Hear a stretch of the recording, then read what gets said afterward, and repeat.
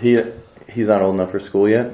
Yeah, he goes to school. Oh, he cool. goes only like twice a week. He's like preschool. Okay. I'm kind of bad with kids. Like, age-wise, yeah, I'm just like, what? My nephews and nieces? Like, when were they going? And I just get confused by the whole thing. Let me turn this bad boy off. Yeah, make sure mine's clicked so it doesn't ring.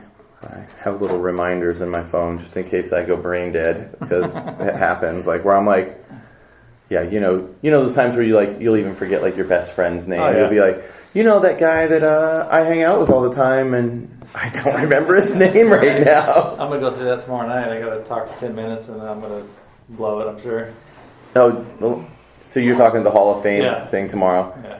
I mean, you can go up there and say, "Hey, thanks everybody, peace out." You don't have to like do 10 minutes, but it's a once in a lifetime thing. Yeah, I guess. Yeah. Is it your induction? Mm-hmm. So you have to make an acceptance speech. Yeah. And I haven't really even thought about it. I mean, there's a couple, maybe I'm going to write down some bullet points tonight and just touch on a few. 10 minutes really isn't that long, so it's not too bad. I remember I had to speak at Nora Cup one year. Like, they had me as a presenter for, like, best video. Like, yeah. So and you only have to say, like, 5 things. Dude, no, I wrote down this thing because I was... Oh, yeah. I'm like, I tried taking it really serious, and I was like, I'm going to write down this thing and talk about, just how integral the filmer is now and stuff, and then I'm like hurrying to get there, and I left all the notes at my hotel, and then like we're in the back room, and I remember I think it was like Brian Lopes or Tony Murray before me, and he just killed it, and I was like, and Jason Ince is like, good luck following that up. I'm like, oh no, and I just went up on stage, and the lights are in your eyes, and I was just like.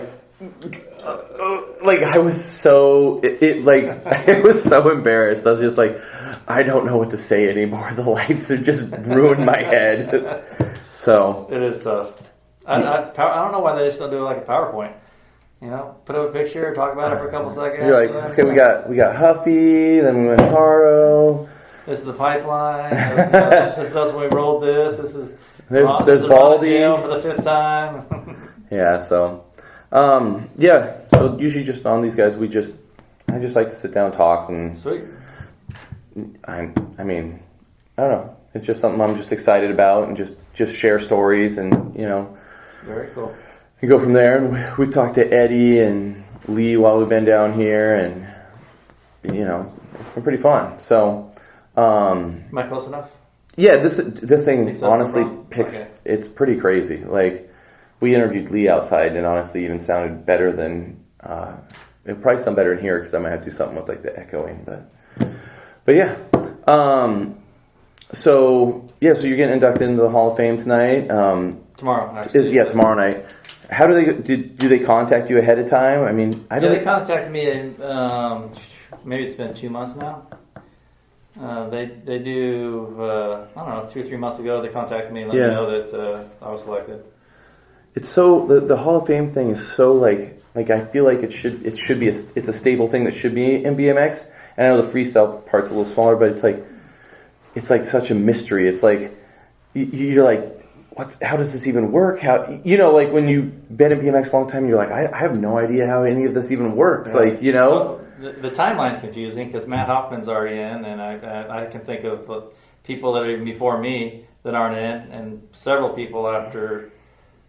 Or way before Matt, but I mean I get it. He's Matt Hoffman, so I don't know if he went in on other reasons, maybe for business and whatever else. But it's just not maybe it's not perfect timeline. But then there's I think right now anybody that comes in after me and after I think Volker was real close to winning this year. Yeah, and I think that's just when that happens, then it's gonna open up the mirrors and the Marons, and it's going to open up so many more people. And I think that I feel for like Rich Seguir and Ron Wilton and people that were behind me. I think are going to get lost. Yeah, and we've talked about it a little just since we've been coming down. It's been a topic. I'm like, whoa, there's Kevin Jones and dudes like that, and you're just like, Kevin Jones has been up the last 3 or 4 years. His name's on a nomination. Well, he's been runner up the last. Well, I think I was runner up last year, but he was on the ballot with me last year.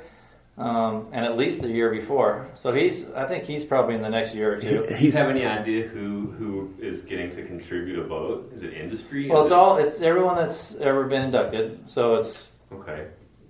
50 racers, and then it's like 200 industry people. You know, I know Woody Itson is on there, and Xavier Mendez. I think Pova's on there now, isn't Pova might be on there, and it's just a bunch of industry type people. And then I don't know from there, but it's not a huge. It's a few hundred people. It's not a huge amount of. And I think that once you are inducted, you stay on the ballot. I don't know if it's just runner up or the 2 runner ups stay, but I've been on for the last 4 years, and then I finally got it. So I think that you stay on there. So I think Kevin's in the next year or two. I think Joe Johnson, Volker, and Kevin are all on there, and I don't know who. It's hard to say, but I think Volker almost got it this year. It was real close. So I mean, there should be some. It just seems like we should sweep in, a dozen names. Well, there's only one a year, and they take 5 racers type of thing. So it's or they take a female and a racer, then an industry person in racing, and then an old school racer. And it feels like it should be almost just mirrored for the freestyle side. But I mean, it's one of those things like it's not you don't want to sit here and yeah, go doing for their thing. It's just political. something that just gotta And they're the ones that started it and run it. Yeah, They invited us in just a few years ago, so it'll all work out. I'm sure. I mean, it's a cool facility. It's the Olympic training facility, so it's awesome. But it is what it is. Yeah, it's cool. I don't have anything bad to say about it. Really. No one's trying. I don't think I can do it better. Yeah, no, I don't think anybody here is even saying that. It's just like one of those things you're like just curious. It's just you're like, oh, this is going on, and you don't know much about it. I really don't know a whole lot about it, but I do know that I'm pretty sure those 3 people are going to have to get it in the next couple of years. Yeah. Kind of just jumping back then, maybe like to your early riding years. About what year do you think you started riding? Well, as far as like freestyle or just riding, or it's like... I mean, you racing, just where you consider like you were just, you were like, oh, I'm riding BMX, Yeah, I mean, I was jumping the neighbor kids at, 3 and 4 and trying to jump over sawhorses and dumb things way early. I have a brother that's 5 years older. Yeah. So I kind of, everything he did, I kind of did at a younger age. But I don't think I started racing until I was about 11-ish. And I was still, there was actually a few quarter pipes in the neighborhood, and I was riding quarter pipes once in a while. And my brother had a quarter pipe at our house. We went to Baldy several times when I was around that age. What year about was that? On a skateboard, actually. I didn't go on a bike. Let's see, probably 78, 9. I bet you Baldy was just so smooth back then. Yeah, it was definitely a lot better. I don't remember it ever being smooth, but it's real bad on a skateboard now. Yeah, I've seen people like patch up the bottom nowadays because there's just so much wear on it. Yeah, the water eats it apart. And then I raced up until I raced at like a place called Azusa, which was like they had big nationals, and then I raced at the Pipeline. And the Pipeline didn't allow bikes and anything like that, but they just decided, I don't know how it happened, if you raced on Thursday night, you can ride the Bulls for free. Oh, wow. And I was already just turning, I think, 13X, and it was like full-on adults I was racing. They were like serious. At the 13 and 14X when I raced was just insane. So I started riding on Thursday nights, and they opened it up, and I never raced again. Yeah. And then so was Pipeline like your first local park? Yeah, Pipeline was. It was 7 miles from my house, so I could ride there after school, and it was all uphill there, which is awesome, and then you just coast home. So was Eddie and those dudes kind of already riding there? Or did that all kind of happen? Eddie was already riding Bellflower and Lakewood and stuff? Lakewood, and they were even riding Colton before I was, Del Mar. I pretty much came in and just rode. There's a place called Pomona Pipe and Pool in Pomona. It was already closed down, but the Bulls were all still there, and it was still a fun park for about a year. But then the only 2 parks, just because I couldn't travel, I didn't have a car, was Pipeline and Del Mar. Yeah. So you just started getting in there, and I think that bowl seems like it'd be a pretty. The Combi Bowl seems scary. And from what I hear, how deep the full pipe bowl is. I mean, it seems like a pretty gnarly thing to learn on. The pipe bowl is 10 feet, maybe just under, right around 10, but it had about 6 or 8 inches of almost vert. It wasn't even totally I'm sure it was vert, different in every. but it was kind of, if you erred to the right, I honestly think it was worse, because I did opposite errors a couple feet out back then, but I didn't like the feeling on that side, but my normal side felt a lot better. Yeah. But it was just a bowl that was, not perfect. So there was little kinks and little issues, but definitely the bowl right behind the pipe bowl was 15 feet with like 1.5 feet of maybe 2 feet of straight vert with no coping. The one that everybody airs? The 15 foot. Yeah. And then the combi bowl, which was like 2 feet of vert that was over vert and gnarly coping and insane. Yeah, that thing. It was a gnarly park. It really was. If you were going to choose a bowl to ride, the pipe bowl, as gnarly as it was the best. It was the easiest. And it seemed like, you always saw footage.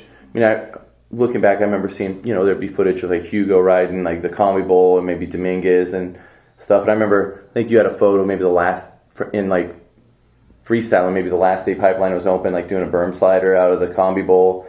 But it seemed like more the pipe bowl was where the BMXers rode the most. Yeah, and the skateboarders rode the combi bowl, and we vice versa. They liked the full pipe. Yeah. It was never an issue back then. It wasn't like this is a skate bowl or a bike bowl. It was just. Eddie made it sound like you guys had a pretty good relationship. Like it really wasn't an issue. Yeah. Were there separate days, or did everybody? No, it was just all together, and it worked because it's so gnarly. It's like you can't get 2 people in any of the bowls anyway.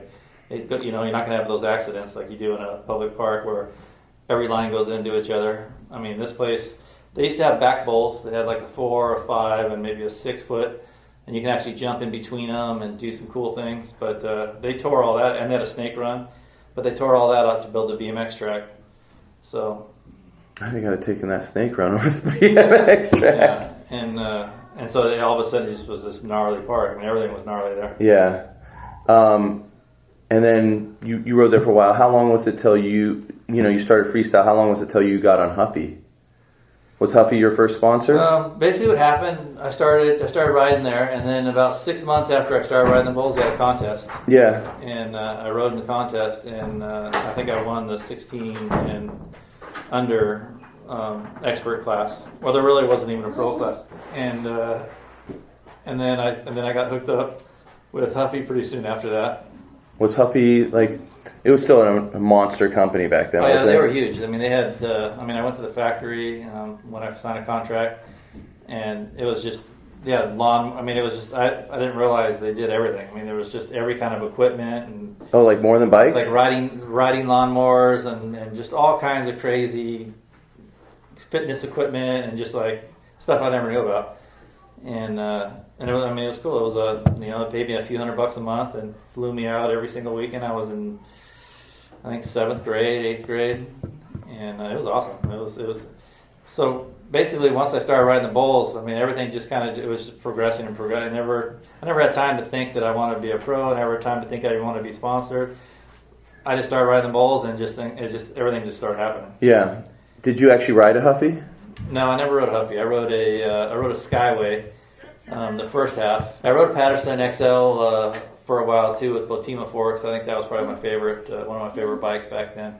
It was just kind of a long bike and it felt good at the bulls.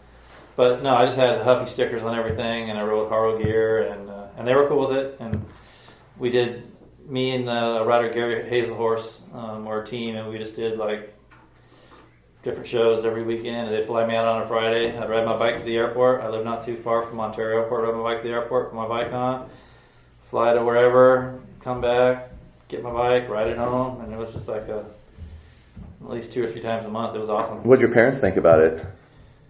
They didn't really they didn't trip out too much. I mean, I'd been on my bike my entire life. We rode with my dad, and we all rode motorcycles, and so he kind of understood. Yeah, I mean, on the weekend things, it wasn't a big deal. I mean, Gary was probably 20. I don't know. He was an adult, so, and I was a kid, so at least there was some supervision there. Yeah. And we didn't fly together, and that was kind of trippy. I flew pretty early on by myself a lot, but it all worked out. Cool. Yeah, they were cool with it. And then how long was it till you transitioned to Haro? Was that how long were you in Huffy for? Like 2 years? I was not Huffy. No, it wasn't even that long. A little over a year, maybe. I think in '84, Bob Hadley, who was the team manager at Huffy, contacted Haro and said, "Hey, we really can't take this guy any farther." And I don't know who contacted who. That's just the way I picture it. Yeah. I don't know if Haro hit him up or what happened, but basically Bob just came to me one day and said, "Hey, I'm kind of talking to Haro for you. Do you have a problem with that? I mean, would you want to ride for Haro?" And I think like the next day, Bob Haro called, and that was it. Was that like a big? I mean, that seems like it'd be a big deal back then. It was huge. I mean, Mike Dominguez was riding for Haro, Rich Seguier, I think Mark McGlynn and Donovan Ritter were already on Haro, and they looked like they were dialed. I mean, everything just was like it was like a sick company. Yeah. And everything looked dialed, and they all had nice bikes, and yeah, I didn't really know what to expect, but I went down to Haro within a couple of weeks, and I got hooked up with a couple of bikes and all the gear, and it was crazy. It was unbelievable. Yeah, it seems like it'd be. My dad went down, and we knocked out a contract, and just like making way too much money at 16 years old. It was trippy. It was So what? And from that point on, I started realizing that was the first time I think I realized this is crazy. I mean, something's going on here. I don't know. Like it's more than you just riding bikes and having fun. I'm not just riding with my buddies anymore, doing curb endos and trying to touch our butt on the tires. I mean, we did that for years, and it's progressing and something's crazy. And then I started kind of tripping myself out. I was like, my friends are partying, people are smoking weed and drinking, and I was like, man, I'm signing contracts now. What if as soon as I crash, they're gonna test my blood, and I was freaking myself out thinking I'm gonna. Oh, like you thought Haro was gonna drug test you? Yeah, I was like, because I was new on Haro, I didn't really know what was up, and then I realized, after a good 6-7 months that you're most likely here to stay for a while. So yeah, I chilled out on all that. I know when they were doing the King of the Skate Park series, did you ride in all of them, or did you miss the first year? At the Pipeline? Yeah, I know it went between 3 parks, didn't it? Yeah, it went from no, well, unless I don't remember right. I know it went between Del Mar and Pipeline. I don't remember another park for the King of the Skate Parks. Yeah, I think I just by chance of living close by, I think I started right when it started. There was no pro class. Yeah, the first one was just like 17 and over extra. It was the big one, and then and that was it. It was 2 classes, so I automatically was in the smaller class. And then I went.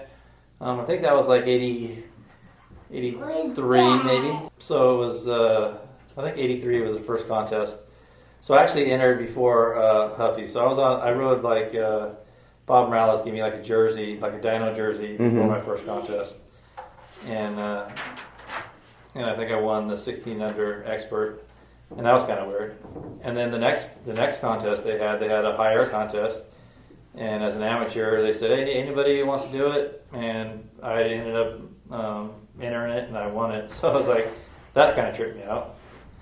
It was just too weird. It didn't seem right. Did they have the age classes on the high air too, or no, was it just everybody? It was just open, yeah. So it was against everybody. They wanted to do it. Yeah, was it kind of you, Fiola, and Dominguez probably? Yeah, Seguier and I think Donovan and Brian Dean. There was a handful of people, but I never expected to. I didn't think I was going that high. Yeah, you guys were going really high for. I always get freaked out when because I remember when late 80s, I just remember tearing forks off my bike all the time, and I'm even just imagining the forks, on some bikes from 83, 84. Yeah. And then you guys are still doing 9 feet out of what the bowl was 15 feet? Yeah. No, the pipe bowl was 10. Okay. But I guess we were like 80 pounds, 90 pounds, maybe the difference. But I look at bikes too, and I trip out. Riding for Haro, I always had, just because it's an appearance, you always have new bikes.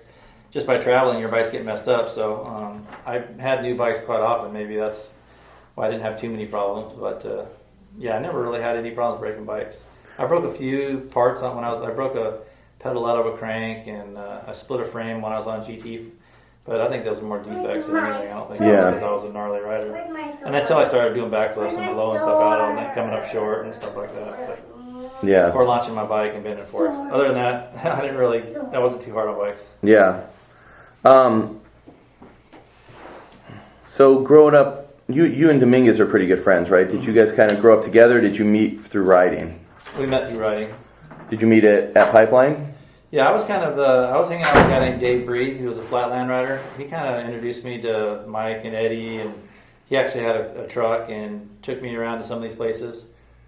Skate City, you're right. Skate City was the other one. Okay, yeah. You're right. Skate City had a contest I did not go to, so you're right there. And I think that might have been the first one. But yeah, he took me and met Eddie. I got a pair of graphite Tough Wheels, probably the only pair of Tough Wheels I've ever owned, except for now I got a bike today with Tough Wheels. But man, Mike had a 7-foot half pipe in his backyard. It was like 24 feet wide, but it was only 7 feet tall. And it was 2 giant quarter pipes with just cement in the middle, and giant decks. The decks were like as big as this room, just giant fly-out decks. And that was a fun ramp. That sounds fun. Once I went there and rode with Mike, we became friends and kind of rode together ever since. Are you older than Mike, or is he? I'm about 6 months older than Okay. Mike. We were the youngsters. Everyone else was like 2 or 3 years old. Yeah, like Eddie and those guys are kind of almost like almost a little, like they're just the generation before you guys almost? Yeah, well, I think Mike actually started pretty early. Mike actually got the cover of that contest you're talking about in Skate City, the one-hander, one-footer. Yeah. On the outside, which I think is probably one of the best covers ever. I mean, it was pretty awesome. He was riding as a Grom with those guys before I was. I was still racing when they were going through all that. I might have been riding the Pipeline a little bit, but he definitely was in the scene before me.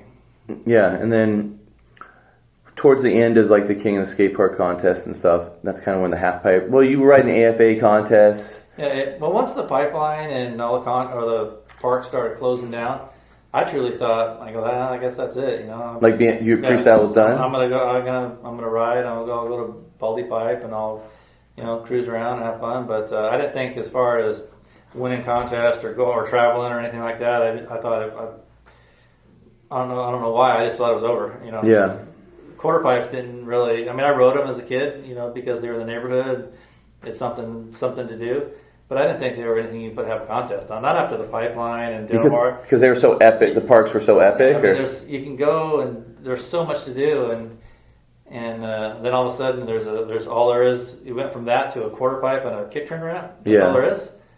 And I thought, I mean, of course we can all do airs, but how lame is that? What do you? I never even thought about that transition. Like, I didn't understand it. It didn't make sense to me. I didn't. For one, I didn't think they could ever have like a crowd or get people to want to do it. And then they did, and it was huge. It's like, whatever. I'll go straight up and down. Probably because most of the other part of the country was just riding quarter pipes, and you were the ones lucky enough to have maybe. And I wasn't into. I mean, I didn't like it. I didn't really care. I mean, there was times where me and Mike were still good friends, and I didn't care if he won or if I got in third or fourth. It just didn't. It wasn't something that I was wholeheartedly into. And do you consider yourself more as like a cement park rider, like growing up? Like, is that kind of that's where I started, and that's what I love to do now. Yeah. But at that time, I don't know if I can. There was no cement parks. I mean, they all closed down. So I was just into. I mean, I was still wanting to ride whatever. I just didn't. As far as competing, I like going to the contests because all my friends are there. Everyone that I knew from every contest or teammates, we all get together and everyone goes out and gets crazy and rent cars and has fun and parties, and to me that was more fun than riding a quarter pipe. Yeah.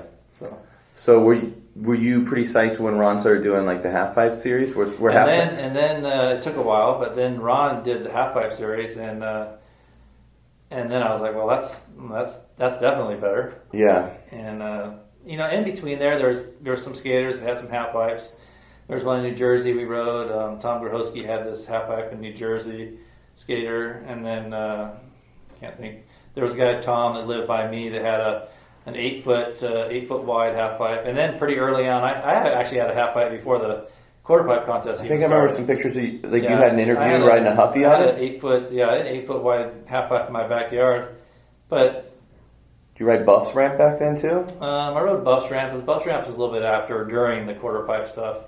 I mean, half pipes were starting to pop off when they were doing these contests, but these contests were in gymnasiums and small venues to where no one really thought about building a ramp or trying to bring a half pipe in until Ron decided to do it. And once he did it, the quarter pipe scene was gone.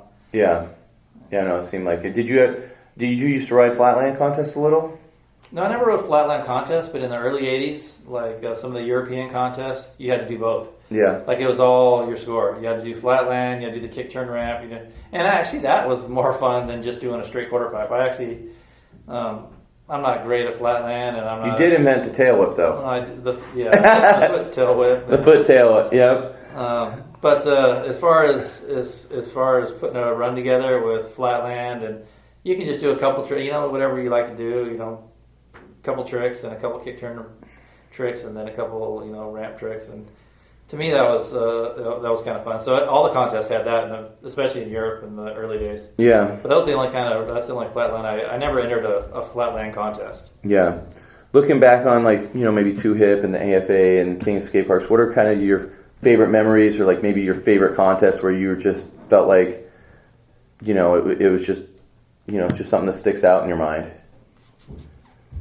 Well, I think the vibe of the pipeline contests were insane. It's a small, the bowl itself is this big in this room, and then there's bleachers all the way around it. Yeah. And people standing everywhere, and the bleachers, the fence was only, I think, 6 feet high, or maybe even 5 feet high. But the bleachers went up like forever, and it was just like a gladiator dome. It was a trippy, spooky feeling. But and I don't think I ever really did great. I mean, I didn't do my best runs. I don't think ever in a pipeline contest. But I think the feeling and the week leading up to it, everyone riding, and the camaraderie, and like the GT guys hiding their tricks, and me and Mike not caring and just riding. I thought that was a blast. It was just super fun. Yeah. And it was an awesome time. It really was. No, it seems. I mean, yes, one of the parks that you always look back and go, I wish I could have gotten some runs in there. I think those early days before California was so jaded by everyone knowing a pro, or something happened, because those contests were fun. And then I toured with Huffy before that, and we would do a show like in Orange County, San Diego, and we'd be like in a mall parking lot, and I'd be on the deck, and there's like people like walking, not even looking at the ramp, like everywhere, and I'm like, if I see a half pipe, I don't care, if it's roller skaters or skiers, or I'm gonna go check it out. It doesn't matter what it is, and I tripped out on that. And then we go to the Midwest, and the same thing, and there's like for a mile you can see people coming, and it was just such a bigger, everyone was just so much more into it. It tripped me out. Yeah. Not back in California. I just think that we're jaded as far as, there's so many sports here, I guess, and there's so many, everybody knows somebody, and I don't know. They just kind of killed the hype on it. The early days, I think, was on fire, and then it kind of petered out. Yeah. So between the contests, kind of towards Two Hip contests, then, Haro started doing like the world tours and stuff. You probably kind of got on a little grueling schedule there with touring, like where it's awesome to tour, but, it seems like Haro and maybe even GT Moore kind of really just ran, you were on the go all the time. I was one of those riders, especially for Haro, where basically the way it worked back then, I'm not sure how it works now, but Haro would pay for the flights to get us there, and then the distributors or the people there pay for everything while you're there. Yeah. So it was pretty easy for Haro just to put us on planes, and then so I would go anywhere. I mean, I don't care. I was the one that would just say yep, no matter where they asked if I wanted to go, because there's, the far south Brazil where they want to just do something. Sure, whatever, I'll go anywhere. And I think Dave and Ron were kind of that way too. So we all kind of got along in that. Yeah, you Ron, and Nori were kind of like. Yeah, they were all yes guys too. We kind of would just go anywhere. Yeah. You got any good stories from any of those trips? There's a ton of. I mean, there's the one I can think of is just like that scenario where I told you where Haro pays for your way out there. We got there and we were like 8 weeks early. To what's the South America? No, we landed in Germany, I believe. Okay. And 8 weeks early. 8 weeks early. So we're like, whoa, hey, by the way, Bob, we're like way early. Or I think we even let the distributors do it. And they're like, we have nothing for you. And so Haro was like, well, what do you guys want to do? You know, we can't like get our money back. You guys are there. Do you guys want to hang out for a couple weeks? Do you guys want to? So they worked it out. The distributor says, well, we got a race coming up in like 2 weeks. We can put something together and maybe like some autographs or something. So we got this free European tour, and it was awesome. You know, we have friends all over, so we started calling people and getting, you know, hold of people, and I think we got to France, and then Ron crashed our first rent-a-car. In the rain, we're all talking, and he just skids, and it just goes faster and smashes in the back of this car, and that was kind of crazy, you know, communication. But we ended up getting a van after that. We crashed that car, then we got a van, and seriously, 2 days after we got this van, we're in a grocery store parking lot, a big giant Volkswagen van, full-size van, might have been a Mercedes, I don't know, Volkswagen, one of those big vans. And we're in a parking lot, and they have these metal poles at the ends of each aisle. And so I make a turn, and I'm going to blame it on Dave Norrie. He opened up the side door, and when you open up the door, it goes out another 1.5 feet, or, you know, pops out. Well, it caught this pole, and it ripped the entire, not just the door, the entire side of the van, all the way to the back window, just completely off and just laying there in the parking lot. And we have, you know, 4 bikes in there, all of our gear for, you know, a 6-week tour, and just tons of gear. And we just already ruined one car. We're like, we can't take it back. So we toured all over Europe in that van. With no side? And at night, I would just go to a wall and just crash into the wall and slide against it so nobody can get in there. And we'd take as much stuff as we could into the hotel for the entire rest of the tour. When you'd be driving, would people just be looking at the car like you guys? Well, yeah, it'd be raining and hailing, and, you know, the water would pour in there from the front tires, and it wasn't great, but we were on a free tour, and we're not going to turn back another rent. And actually, a month later, when we went back to the same rent-a-car place where we got it, I did the same thing. I kind of went right up to the wall, and we went in there and dropped off the keys and took off, and never heard another thing about it. They walk out there, see the one side, they're like, oh, whoa. Yeah. Let me check the gas on that. Whoa, yeah. They get in, yeah. But that was by far the best. We called it like I forget what, 87, 80, might have been 87, 86. It was like a club tour. Ron was into like new wave music and wanted to go to every club, and me and Dave didn't really care, so we went everywhere. And that was when Berlin was still, you know, on the East Germany side. So you basically go into this cage, you give them your passports, and they time you from checkpoint to checkpoint. But then you get into Berlin, and it's like the most beautiful place in the world. Yeah. And so we went all over. We visited our friends in Germany, visited our friends in England, and rode a lot and hung out a lot, and it was a great time. And the scene in Europe in the 80s was still really good. France was a good time. So it was really good. I think we got I got a ton of pictures from, and we actually put uniforms on, which kind of trips me out. And just the parks where you're just going through, and then like a apartment building there, and then there's a bowl. Just like was weird. We hit up all that kind of stuff. Yeah. And Amsterdam had the 12-foot half pipe, the brick half pipe. Sweden had this, I think it was 18 feet with no decks, and it was out in the middle of, you know, the woods, and it took forever to get up, but it was a fun ramp. We rode that. Just all the weird stuff we rode that we wouldn't have normally got to ride. Yeah. So then touring and stuff, and I'm just trying to, you know, kind of cover just some of the timeline stuff before we get into stuff. I know like 87, I think, was the first year for the 2-hip series, and then 88, and that's where you kind of won the overall King of Vert, isn't it? I think I won over 87 and 88. Okay. I think.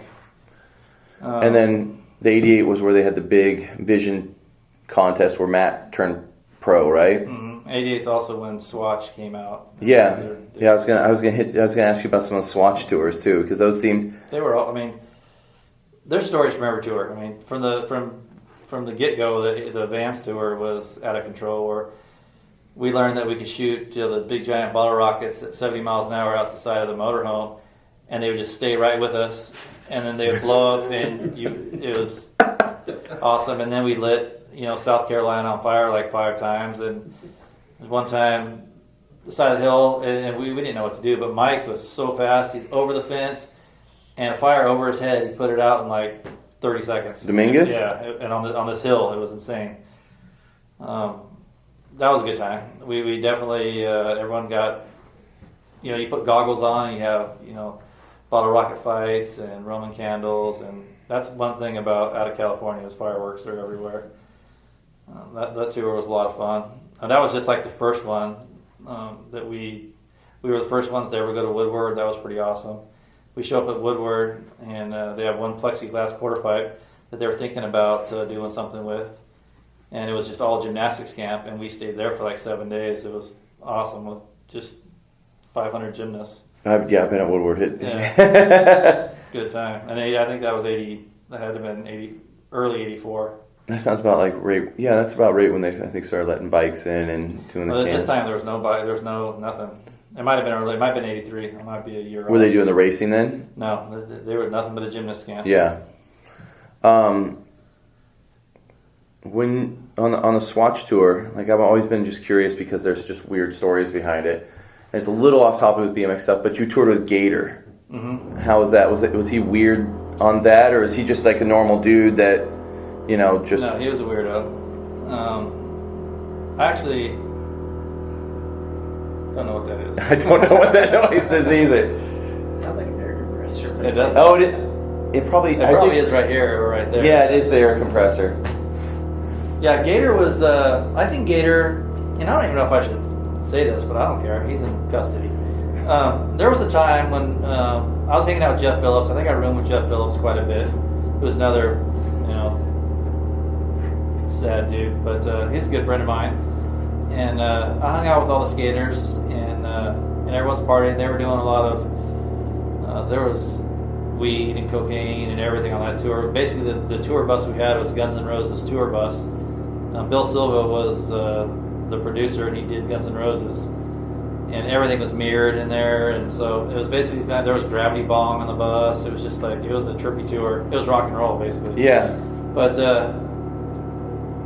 you want to handle that or what? Vince, will you go see what that is? It's got to be. Yeah, just I don't know if maybe they're running like a a power gun or something on it. Where it's gonna run. I'll just hit pause. Yeah. Yeah, we'll just start over the Gator thing. Gator, yeah, he was out of control. He did some things where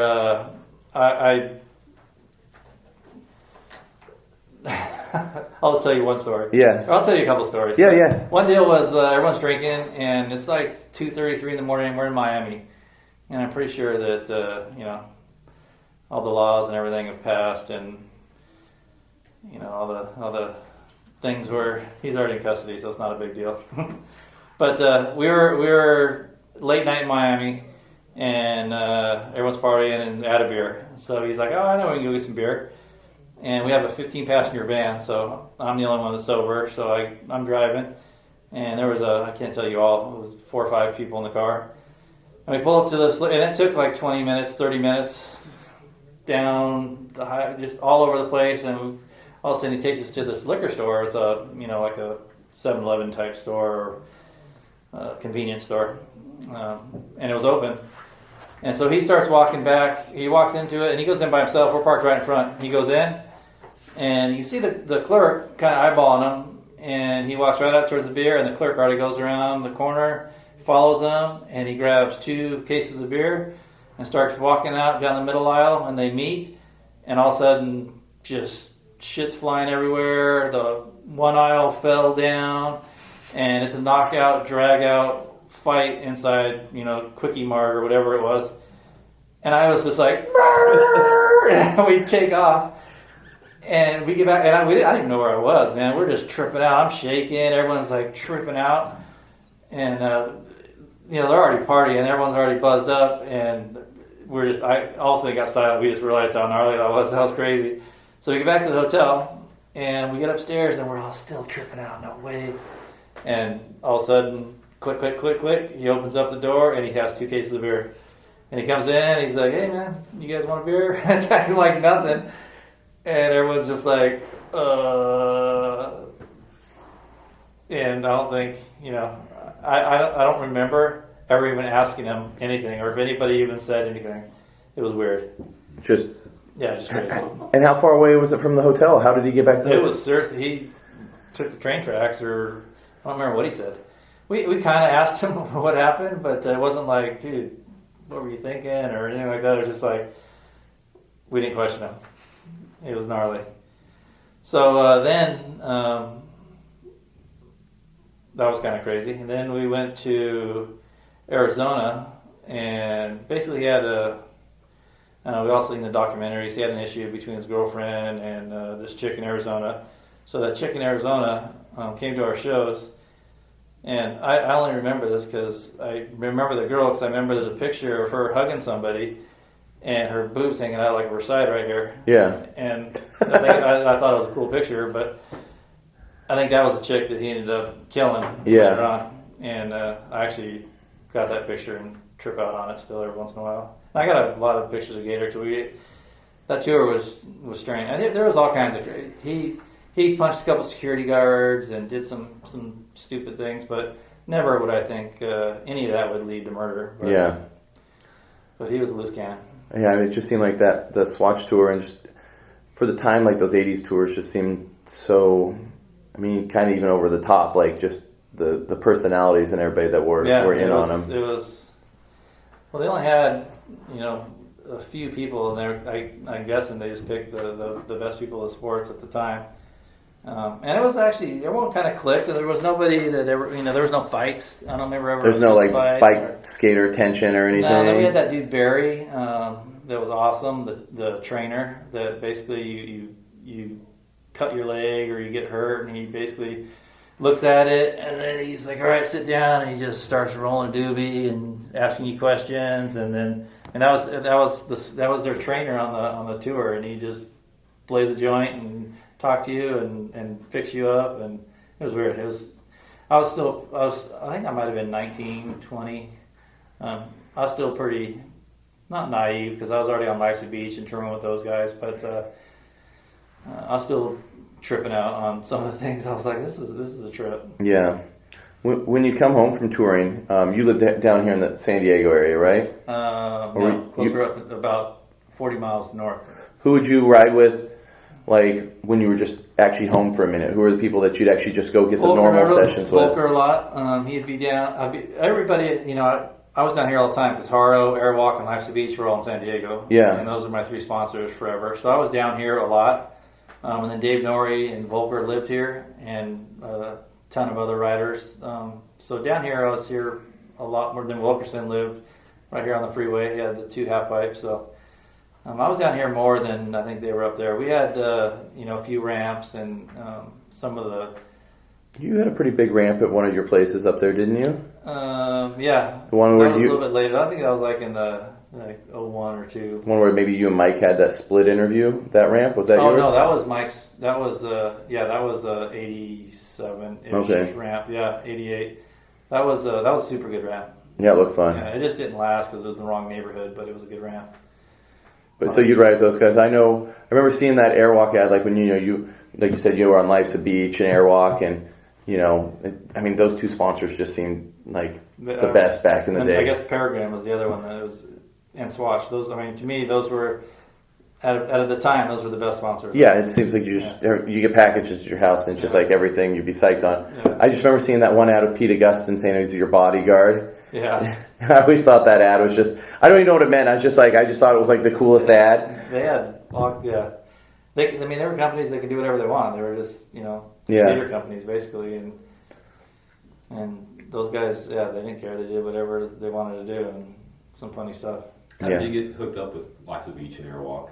Do you remember how that came about? No, I honestly don't. Life's a Beach.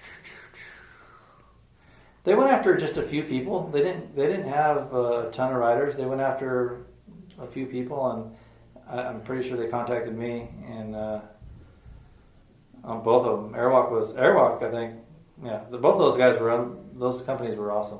Did you know that dude Sin? Did you know him? The owner? Yeah, the guy who did Airwalk's program.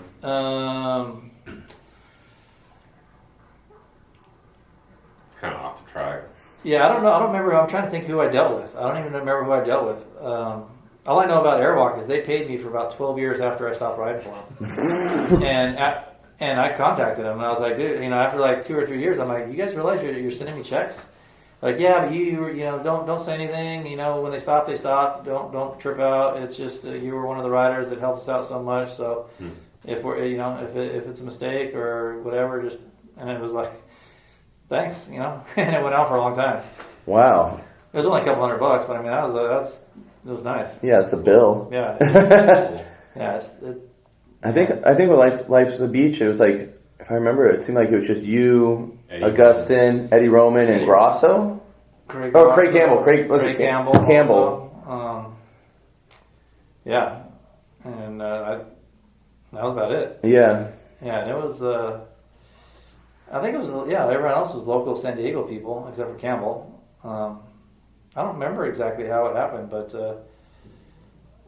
I was stoked when it happened. It was good.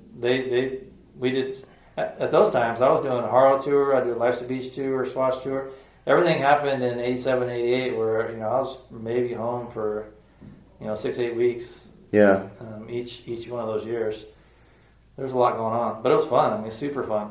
The Life's a Beach skaters, Jeff Phillips and Brian from Texas, can't think of his name. Bill Danforth. There was a ton of them. Joe Johnson, Jeff Phillips. Those tours were pretty fun. Those guys. It was like a big Texas team that was all Life to Beach. We spent a lot of time in Texas area. Fun, good times. Yeah. Yeah, real good times. Towards the end of the 80s, I guess when everything dropped off, around 89 and stuff, and you were still riding for Haro, but I mean, at that time, being one of the number one pros and kind of having the sport kind of start collapsing in on itself. I mean, what was that time like? Well, that was when Matt was just blowing up, and I was already starting to think, the writing was on the wall. I was already things were starting to happen, and at the time, I was seriously naive to the fact that I had spent a summer at home in a long time. I don't know what it's like to, I missed my proms and my graduations and all that kind of stuff, just the normal stuff, and to where it almost seemed like, I wonder what a job's like. I wonder what it'd be like to go to work and have barbecues with my friends and stuff. And so I was actually if this is the time, it's the time, and I was almost ready for it. Really? To where it happened, to where they said, hey, we need to cut your salary almost in half to get Matt on Haro. It's like, that's cool. You can give it all to him. That's cool. I'm good. and I seriously just left. And was it the right thing to do? Is that? Oh, you just left Haro then? Yeah. So it wasn't bad. I wasn't mad. It wasn't it was just. I'm 20. I think I was 21 at the time. It's so weird. And at 21, you think you're washed up anyway. You don't know that you can ride till you're. Well, that's what I've talked about that with a few people. It's it seemed like everybody when they hit 21 or something, it was this. It was in the contract where you're old. Yeah. 16-year-old kid or 17, whatever Matt was. So the last bikes you really rode were probably the 89 Bash Guard bikes. I had a couple of still 87, 88 sports that I rode. Did you like the sports more than those Masters? And then I went on with Wilkerson, I went on the 2-hip tour the next 2 years, so 89 and 90, I guess. And were you still riding a Haro? Yeah, still riding a Haro. And those were some of the funnest tours, too, because it was like a clinic tour. You'd do a show, and it was 16-foot wide quarter pipe, too, which was a blast. But you'd do the show, and it was me, Ron, and Dave still. We'd do a show, awesome show, fun show, same as always. And then we'd do a clinic. Anybody that wanted to ride the ramp, anybody that wanted to learn how to drop in, and we would teach these kids, people, it was crazy. And we had all kinds of, at that time, we all had 50 or 60 swatches. Swatches were still in. And dude, I'd rock 2 on each wrist back in the day. Posters, and we had all, so, I'd get this kid on the deck, and I'm like, come on, dude, you can do it. I know you can do it. Just, especially on the 16-foot wide ramp, get some speed and just ride in, and, if you do it, I'll give you a couple watches, or I'll give you this, or I'll give you a T-shirt. And we seriously got people to do everything. If you had said you'd have given me a swatch when I was younger, I'd have been like, what do you need done? Every once in a while someone would fall, but 90% of the time it was awesome. They learned and they were stoked, and it was a lot. riders, later on said, "Man, I went to that tour and you taught me how to do this and that." And I was like, "Wow, trip out." That was kind of weird. Yeah, that sounds crazy. I mean, that's something I feel like, there's always been more clinics with racing and stuff, but it's something that's really, it's just the freestyle side never embraced wholeheartedly, Insurance probably wouldn't be too stoked on it. Yeah. But, I think teaching guys and girls, to fly out and even just foot plants or disasters or whatever they wanted to learn, 360s, flyouts. The deck was pretty big. It was awesome. And then you always get the one or two kids that can ride, and they were fun too. And you basically just ride with them, and then 80% of the kids wouldn't even want to touch the ramp. They just want to do a couple flatland tricks. So Nori or whoever was doing flatland was. Nori's always so psyched on that stuff. Yeah. I mean, he still does that He stuff. still does it, yeah. Yeah, I'll see him and he's like, "Oh, I'm setting up this show. Yeah. I'm bringing 3 extra bikes. We've got pegs to put on kids' bikes that they're bringing." And he's like so amped just to be like, "I'm teaching these kids BMX." And you're like, you are so psyched right now. And his yellow Chevy Love. It's a trip. But yeah, he is stoked. And he always has been. Oh, he's like literally the most stoked human being like you can ever hang out with. On tour that day, we would stay up all night and do shows all day, and he would get up at whatever, I don't know, early. He'd clean the ice chest out and get us all fresh ice and fill it, clean the van out and take all the trash, and just like, he was dialed. I mean, he was up early and he was dialed. He was the one that always did my brakes. I could do things to my bike, but I always hated brakes, and he'd always dial my brakes in. And Dude, we went on a road trip with him like a few years ago. I think he was like 49 or he might have even been 50. And we were driving down one of those old school jams at Woodward. And he's like, "Okay, meet me in Ashland. We're going to drive down." And we stopped at Solid in Sacramento. And we're like, "Oh, we're going to sleep at Solid." And he just grabbed some cardboard, made a pillow, curled up in the corner, just like you would, like on a 14-year-old on a road trip. You're just psyched. Just got his spot, went to sleep. And I'm like, that's Dave, it's Dave Norrie. And he's like, he's just so psyched to go ride. yeah. That he was just like, "I'm just going to post up over here in the corner, get my spot." And like you said, he was up early. He had the coffee going. Sure, he was our tour mom, we called him. Yeah, but it was just like, it was so cool to see, like, especially just being younger, that somebody that you always saw in the magazines and stuff, and then you do a little trip with him, and he's so down to ride, and it was just all about the bike riding and just having fun with his friends, and he's still like that. He's the trip. So it's interesting, that mix of riders, the 3 personalities that y'all are able to tour for. Oh yeah, how many years? I think we're a lot. It's like 6 years, but 6 gnarly years to where it was like 7-8 months a year. And you, Ron, and Dave all do seem a little. Ron was at the time. He was a Mormon, and he was a straight edge. To where he was more of the businessman. He would contact. We'd wake up. Dave would have everything dialed. Ron would start calling the bike shop and saying, "Hey, we're only 10 miles away. We're going to be there at this time, and what do you want us to do, or park, or blah blah blah," and make sure that he get the check and give them the T-shirts, and like he just did all that kind of stuff. And I pretty much did not much. I mean, I did whatever needed to be done. I changed tires, or when they're doing whatever.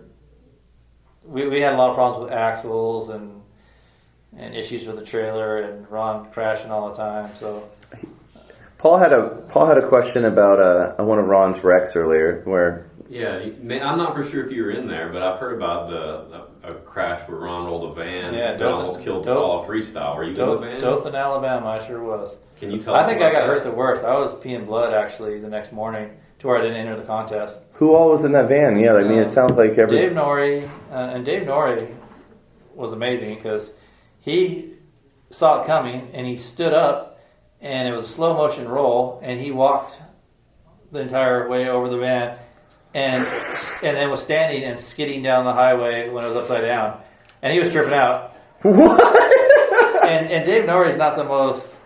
I won't say he's not athletic, but I mean he obviously got balance, but I didn't picture that out of him, and he pulled that off like. And I was in the front seat, sharing a front seat with Mike Dominguez, and I got worked. I don't know where I landed, but I landed on something where it hit my gut.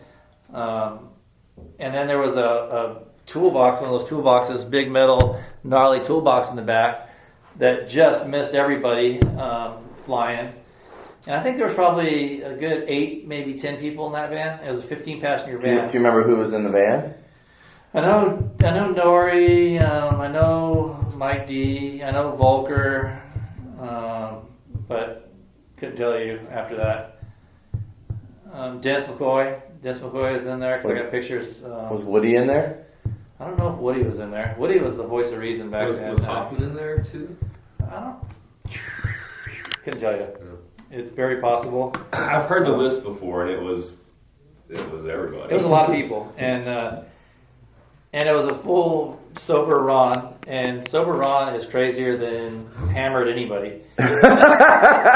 And he would do the most ridiculous. He'd jump out. He was the one jumping out of the hotel rooms, 4th, 3rd floor to the pool, and he was the one that would jump from rooftop to rooftop, and he was out of control. And driving, he was just. I mean, if I was driving, and I could do the most out of control thing, and he would want more. You know, you jump, 6th Street jump. Remember, was it 2nd Street in Austin? Anyway, there was a jump where you get like 3 foot of air in pretty much any car, and it was long. It was like a tabletop, and you would land on a downhill, and it was, man, we did it all night long. He was just, him and Spike Jones was like that too. They were just out of control on cars. But Ron decided to come off the freeway about 80, and then e-brake through the intersection. And it's fine because some of those cars back then, you stick the e-brake down, and as soon as you let go, it comes off. So it was like, made it perfect. It was like, total stunt driving. It was fun. But this one locked. So it's like, and it hopped a little bit, and then flipped. Do you guys have a trailer on the rig that time too? No, it was a renter van. Okay. It was a renter van. It was one of the, and he paid, I think he paid like $7,800 which is a lot of money back then. But yeah, nobody really got hurt. I got hurt a little bit. I don't know what I did, but I was peeing blood the next day and scared me. I think I could have rode. I never really went to the hospital. I probably did, but nothing major. But I just didn't ride because I was tripping out. Was anybody pissed at Ron, or was it just next day no, the cops came and he said a dog, ran in front of them, and the skid marks are like from the bottom of the yawn ramp all the way up, and they're like, man, what kind of dog was it? And they asked everyone else. It was a lie. I mean, they knew it was a lie immediately. Yeah. And then we were upside down, and we're in front of this store called Little Britches. And so Dennis gets a piece of cardboard and makes it say Little Bitches. And right when the cops come, and it was just like it was a whole deal. And I got pictures of all of it. Oh my God! It was just it was strange. But at the time, nobody got. I mean, to me it was a gnarly crash, and nobody got hurt. It was just like, man, thank God, yeah. What, do you know what year that was? Was it 87? I think it was 87, Dothan, Alabama. I mean, it was Dothan, Alabama. I know that for sure. It was a contest, and I remember because Dothan, Alabama, the year before, I never had luck there because the year before, I was riding like the Beastie Boys, and I'm doing like a first straight takeoff off the kick turn ramp. Going Mach 5 towards my first air, always my highest air, and my chain broke. Oh. And I just ate shit so hard. And it wasn't so bad that I probably couldn't get up and ride, but it was just like, it took the wind out of me, and my knee hurt, and everything hurt, and I was just like, peace. And then the next year we rolled. So I don't know if I ever did a full run in Dothan, Alabama. So right around, going from the 80s to the 90s, and you were doing like 2 hip tours.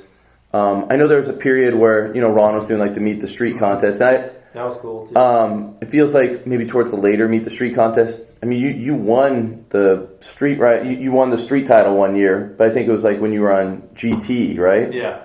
Well, right after the tours, I started touring with GT. I'm going to tell you right now that the yellow Performer that you used to ride, I always sweated. I don't know why I sweated, but it's just like. I still have one if you need one. A yellow Performer. Yeah, Xavier actually has it in his garage. Like those neon Pro Freestyle. Yeah, it was neon. Dude, right? Had some blue. Yeah, it was the Pro Freestyle. Dude, that bike was so sick. One thing is, so many people were asking me about that bike because everybody's so used to seeing you on a Haro, and then you went to GT, and when you're young, you're like, it's like back then, when we were pursuing it. It was weird, and the only reason I did it is because Woody and Big Bill, who ran the program at Haro, were running the GT program. So it wasn't like I was going to GT. I was just going to go do shows for these guys. Yeah. That was the way I was thinking. We always, so many people want to know why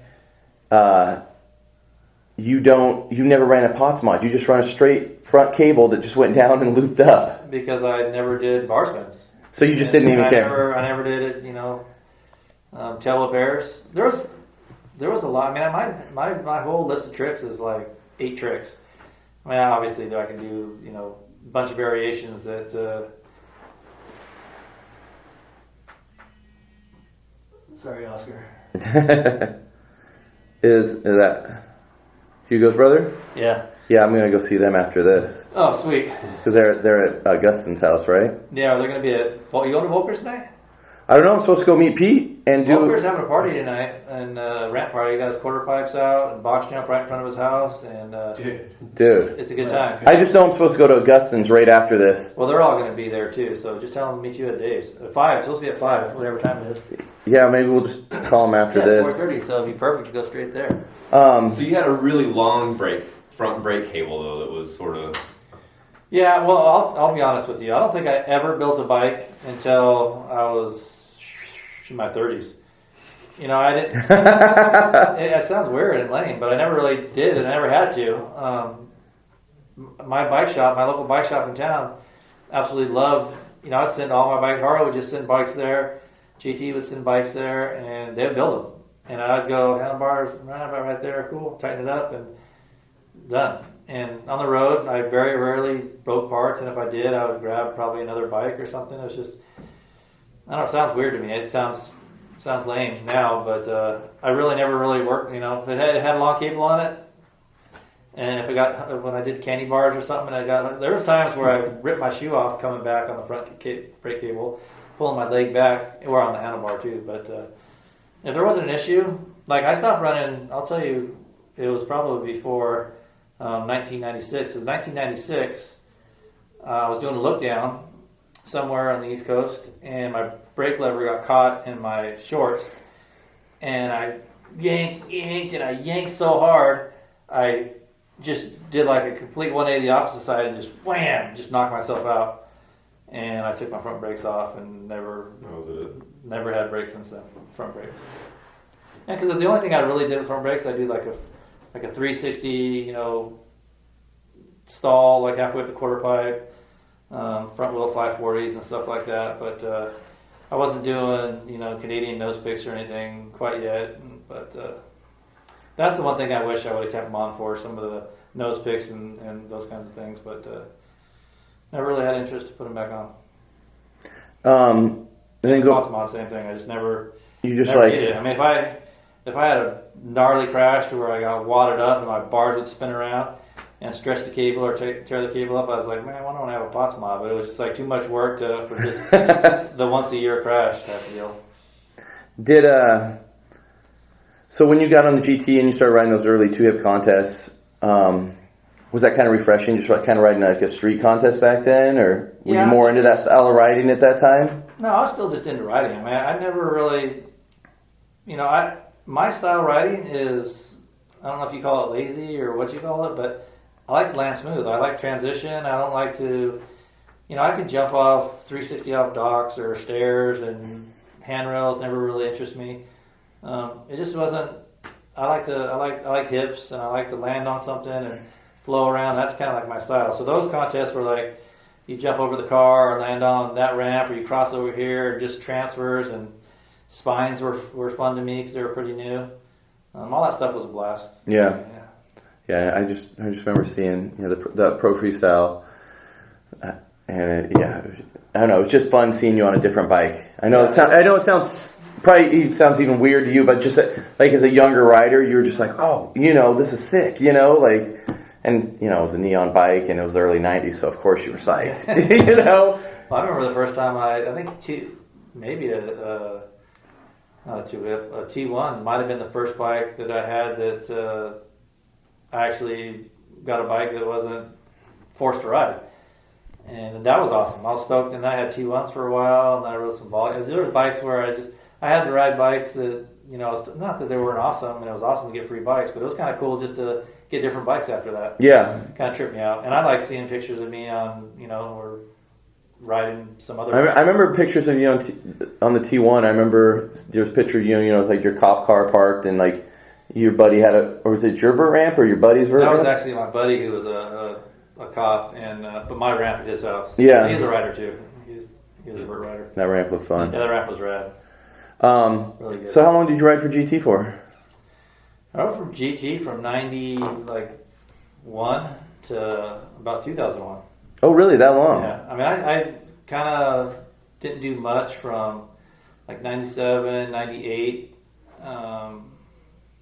No, I take that back. No, because I saw you on a GT tour with Rob Nolly in '98 in Oklahoma Okay, City. so I don't remember where there was a little bit of a break, but it wasn't that long. It wasn't even a year. So I took a break and actually worked. I think it might have been 93. I think 93 I worked most of 93 as a computer dude. I basically went out and fixed ATM machines and stuff for about almost a year. That might have been 95. I think 95 I was out of the game for almost the whole year. Yeah. And then 96 I went back on the road, and then and then. Did you ever have the urge? Because even in the mid 90s, you were like what, in your late 20s? Mm-hmm. Did you ever have the urge to like, you know, when Matt started doing like the B3 contests or you know the X Games were coming around? Did you ever have an urge to try to get in those? No, I was out of the vert game. At that point, I was riding, you know, a lot of ditches, I was riding some street. I wasn't riding a lot of vert. I was riding everything but vert. There was bowls. There was a lot of backyard bowls, a lot of pipes, and there were some skate parks starting to pop up, cement parks. But no, I think I had to do a show in like when was the X Games? 05? I think 95 was the first year. So yeah, 95 was the year I was out. So 96, I did a show at Interbike, and I remember Mira being there and a few other people. And I hadn't been on vert ramp in like a couple of years, and I was on a GT, and it was just like, man, this is. And so basically riding that ramp that day was learning, you know, all over. But I had a good time, and but it wasn't like. I didn't feel like I was, you know, representing myself well. I wasn't blasting. I was uncomfortable. Everyone, you know, I must have rode decent. Everyone was pretty stoked, but I just wasn't comfortable. So from then on, I started riding a lot more vert when I could find it. Do you feel like? But to answer your question about the X Games and BS, I wasn't. You know, could I go there and maybe get top 10? I wasn't gonna battle for, you know, against Jay and Matt and Dave. Yeah, I wasn't in that game, but could I, you know, get 6th, 7th, 8th? And I did a couple times, and a couple like the Soul Bowls and things like that were fun. Not that it wasn't still be cool. It just, you know, you just weren't feeling it. I wasn't going to be competitive. So yeah, let the people who are competitive do it. Do you feel like, since you've been in BMX for so long, and this is something I feel like I always see is, you know, you guys were still riding, like I think the guys your age were still riding into the 90s, but do you think like the BMX industry almost like closed the door on you guys too early? I mean, there's people still riding, you guys, I mean, you still ride really well, and I feel like there's a resurgence where nowadays it's like, you know, BMX starting to embrace dudes that are like, oh, you're still killing it, and you're part of our history, but I feel like in the 90s it was like, oh, if you guys were pro at this time, we're going to wipe the slate clean. It was a changing of times. So there was definitely different things going on, and maybe in some minds, yeah. It definitely was such a long gap that all the people that rode or were pro were petering off. I mean, people were going to jail and getting cracked out and whatever was happening. So it was almost like a line of we're starting fresh, and that's kind of what happened. Did it definitely kind of feel like that a little? It was well, we went so long without competing that I don't think many people. Matt started competing, you know, early on, and he was the one kind of pushing the ball, so he was fine. But none of the rest of us really wanted to jump in and compete with these guys that had been. I mean, it wasn't like they were just dicking around. I mean, they were on fire. I mean, they were throwing out. I mean, it was dead, and they were throwing out tons of new tricks. It was getting crazy, and I think there's just that gap where everyone that would rode before kind of didn't continue to ride at that level. Do you think it was? It was almost like you don't really want to even jump in there and try. I always wanted to, because what I want to do is ride Matt's big ramp. I want to get towed by a motorcycle and ride that, but it just didn't happen. I mean, I was thinking, I don't care about. I never really cared about contests. I mean, I was decent and I got sponsors, so I kind of went to all the contests. But and it's not like I hated it, because I didn't hate it. I liked it. I wasn't big on getting off of podiums and doing all that kind of stuff. But you do what you got to do. But just to ride, I wanted to continue to ride, and I was still having fun. I can go to the skate park and do 2, 3, 4 foot airs out of a bowl and have a blast. I don't have to learn a trick every day. I don't have to learn a trick every week. Oh, I feel you on that one. And there's dudes that still to this day that like freak out if they aren't riding perfect, or if they can't learn a trick. And so I think that's why I can still have fun and still ride. And it was still going on. It was going on then. It was starting then. Yeah. Do you think it kind of didn't help that all the vert ramps kind of died off there in the early 90s? Yeah, skate parks died, vert ramps died. It was just another thing that was happening. I mean, it had already happened once as we were riding. So, and there wasn't anybody that was in their late 20s or 30s riding. We didn't even know if it was possible. Yeah, there was nobody before us that was killing it. Yeah, I mean, you definitely at 30 years old or 35 years old. It didn't seem right. It didn't seem possible. Do you feel like when you go to the park nowadays and you session, you still feel like really good? Do you feel comfortable on your bike? Like, I mean, I ride my local parks where I'm comfortable and I can do 7, 8 foot airs out of bowls, and does it trip other people out? And they know I'm not a youngster, and parents and people will come talk to me, or kids come and talk to me, and they kind of trip out. But it's do I feel old? Yeah. Do I feel like I could always go higher and I could always push myself? But I don't. I mean, I very rarely ever push myself to go as high as I would want to or could. Yeah. And that's, is it because I have family and I have a job and I break myself off about every 4 years anyway? I don't know. I don't have that, I can't ride because I got a job thing going on. But I've never been, even when at my prime, I never pushed myself more than I needed to. Yeah. There's like guys at Haro said, Blyther, you go as high as you think you need to go to win, or do just enough to win, but you don't go any higher. And that was almost true. It's lame to say, but it was almost true. I'm talking about compared to like a Wilkerson or any of the other guys that were 110% every time they ride. Yeah, I feel like Ron and Matt still are that way. You see Matt on his videos, and it's like I saw footage of Ron riding the mega ramp, and it was like it just feels like they can just flip that switch, and they the blackout tunnel vision focus, like that just falls so easy for those two. Well, Ron just doing 8 foot airs is the scariest thing in the world right now. I mean, Ron riding a vert ramp freaks me out. He's like, his front wheel, back wheel's over the deck, and he hangs up and just like scares himself. But he's like, I don't know, he's loving it. I mean, I don't think he can ride unless it's sketchy. Dude, when next time you see Ron, ask, have you seen the footage of him jumping the mega ramp and then hitting an air? Jumping the whole thing? He jumps the whole thing. He said, no, I haven't. He did looked like about 15 his first air, but then he said it freaked him out and he just threw his bike and rolled down the... He did 15 foot air? It looked about 15 feet. I'd like to see that. Threw his bike, said it just felt like he was over the deck, but you watched the footage and it wasn't. It looked like he just got up laughing. I mean, it was pretty far away because whoever was filming was on the deck, but he's like laughing, talking about it. Yeah, we definitely on those kinds of things, we're opposites. I mean, he learned, every trick he learned was in a show. I mean, I'm not going to go and learn a trick in a show. That's just not, it doesn't, doesn't make sense. Yeah. But for him, he's got a 50-50 chance. He's a good rider. He thinks it over, and I would say more than that. 80% of the time he'd pull it off, whatever it is. And then he'd crash and pull it off. He'd do it again until he makes it. And it's just like, some shows are gnarly. He'd crash 4 times in a row trying something, and the crowd, it's the 80s, everyone dug it. Yeah. And then he'd finally pull it off, and it's the raddest thing ever, and I'd be like, man. So going into you were talking about your job earlier, about, you're not too stressed about getting broken off, but you have a pretty serious job now, which, how did, you're a cop. I mean, I don't know much about anything about being a cop or anything, but what kind of steered you towards that direction, from, being a pro rider and then just doing shows and maybe just regular jobs to wanting to go that direction. I needed a job. I had my buddy that had the half pipe that was a cop. Yeah. And even before that, let's go back 10 years, probably starting in 95, 96, I started going to ride-alongs at fairs and different shows.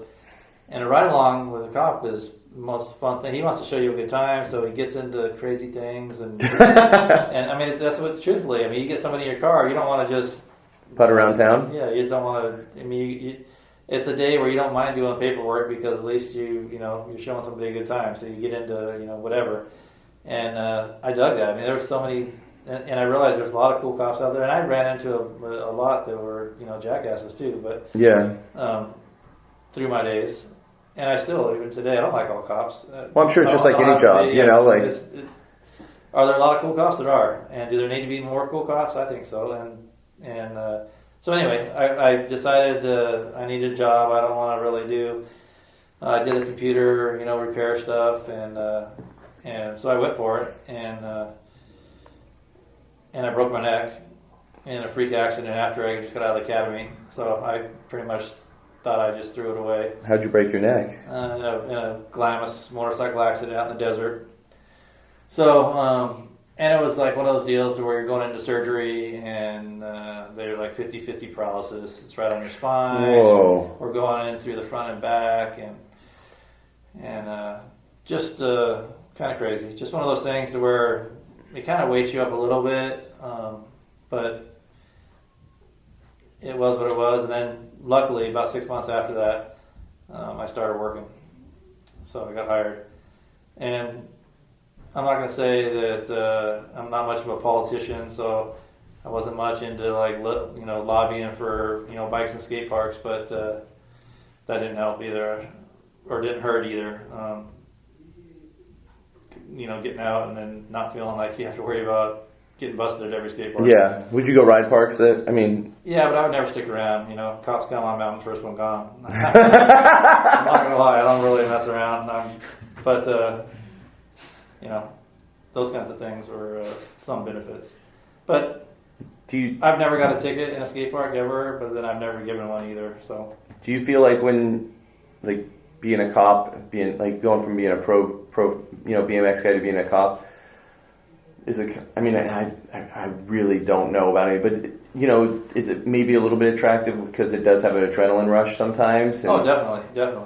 It's not the same. You don't do the same things every day, and I like stolen cars because they run. I like showing up first on somewhere that's pretty serious because that it's and most gangsters or most burglars or whatever, they don't necessarily hate you. They just want to get away. They don't necessarily want to fight you. They want to get away. So it's if I catch you and you may be pissed for a minute, but it's like it's you woke up that morning, you knew you were going to do something sketchy, and it was possible you're going to get caught, and you got caught. And most guys or girls don't trip out. They're pretty respectful, and I'm not a jackass and want to beat everybody, but I want to catch you, and so it is what it is.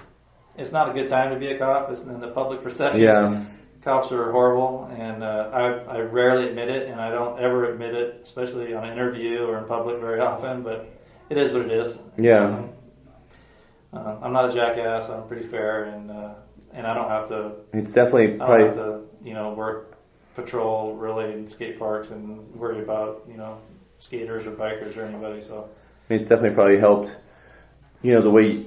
Has it helped since you have traveled the world and when some people just stay in their town and they have such a small-minded view on things, and you've traveled so much and seen so much and dealt with so many different people, that probably does help you in your job. Well, I've lived a life and I've done a lot, and I try not to be a hypocrite. So it is what it is. And there's a lot of cops that come straight out of college and don't really have any life experience. And are those always the guys that are assholes? Not always, but sometimes they are. Yeah. Well, you're a nice guy to me, so it's stressing. Do you want to kind of just talk about just riding nowadays and, maybe the resurgence with Haro and... Sure. And then... I think over the last 10 years, let's say. Yeah. I think riding is... I'm not one of those... I'm not a surfer that you get 20 miles away from the beach and you feel like you're dried up and you got to get... I I don't ride it because I have to ride.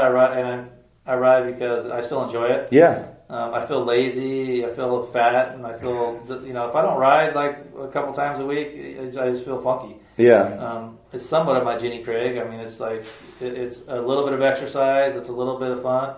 I have kids. I have a wife. I have a family. So you can go drink beer in your garage all night, or you can go to the skate park and ride. And I prefer to ride still. Yeah. It may not always be that way, but for now, I still dig riding. No, I mean, yeah. And yeah, this year's been unbelievable. I started the year getting inducted into the Haro Legends team behind Dennis McCoy and Mike Dominguez, which is unbelievable. I mean, it's my joy of riding bikes as a kid. Come to them, honor me with this, and it's cool because they're selling these old bikes, and all the money goes into a pot to help us travel and do things. I mean, it's a cool concept, and very, very, very honored. Very cool. Yeah, I mean, everybody seems excited about it that I'm around, Yeah, and it's very cool.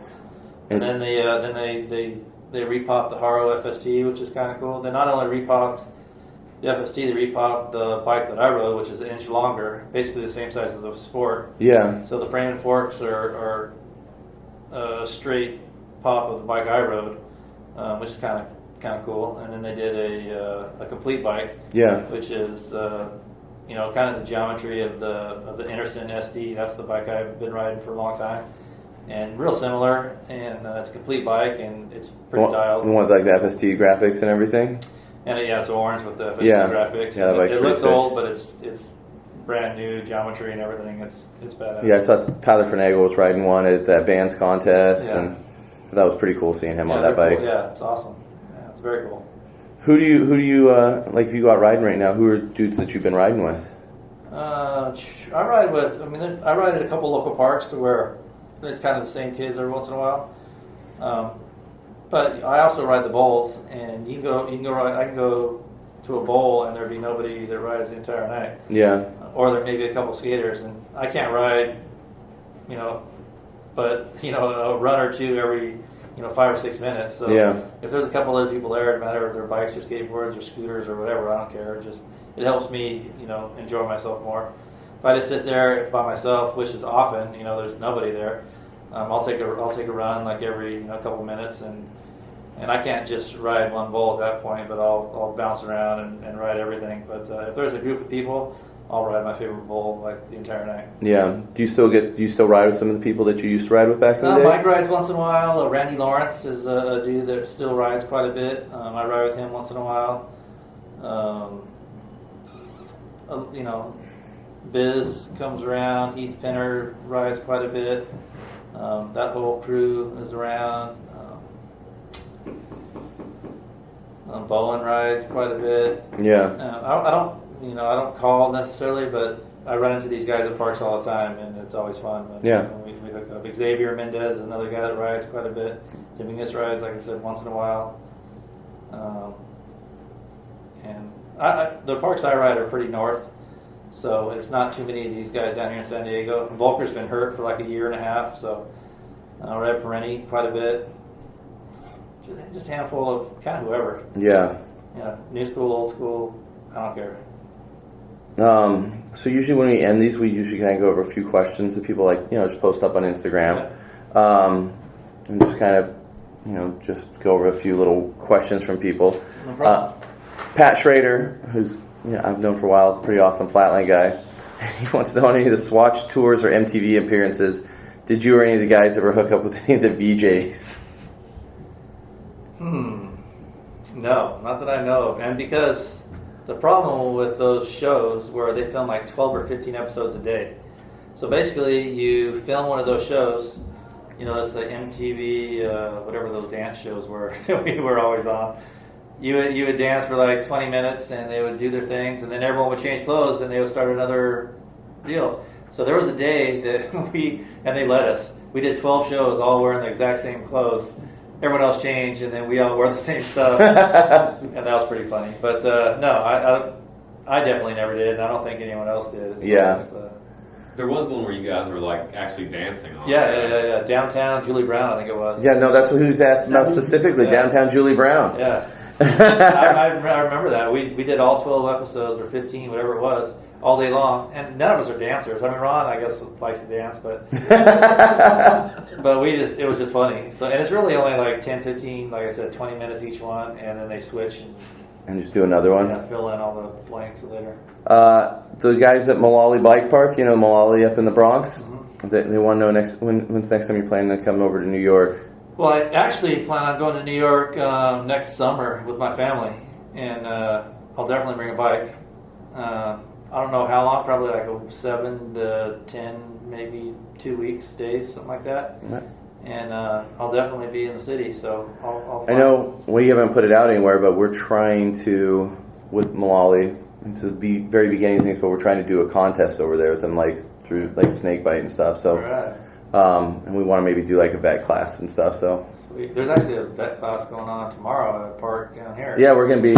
Are you on that polo contest? Well, no, I'm supposed to do some things at the Hall of Fame thing. Oh yeah, that makes sense. But it's, Yeah, I mean, it's a bad day. And then the bands, the old school bands Warped Tour is tomorrow. yeah, like Thorn and those punk dudes. bands and Vert Ramp and like Hoffman and Thorn and I think McCoy. Caballero, Where's McCoy. that? And it's up in San Bernardino. It's Okay. about an hour and 20 minutes away. Yeah, there's a bunch of stuff going on But tomorrow. that'd be awesome too. That's right by my house. I mean, it's right by my house. I like. He's like, I want to go to the contest instead of the Hall of Fame. Yeah, I want to go. I want to go to the punk productions. show. I want to go to the punk show, and then I want to go to the contest, and then if that I thing's just gotta late- go to this Hall of Fame If induction it's late enough, ceremony. I'll make it.